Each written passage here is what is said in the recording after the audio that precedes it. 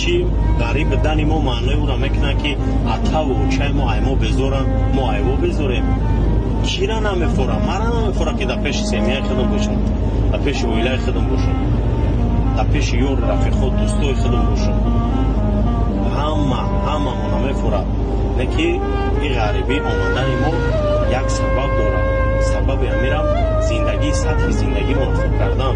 معنای او را نداره که ما کارگر نیستیم ما ابلهیم ما ایدیسمانی چی نمیم ما در وطن خودمون یگان کار کردن نتونستیم نه معنای او را نداره معنای را داره که ما پلانای کلان داریم ما زندگی ما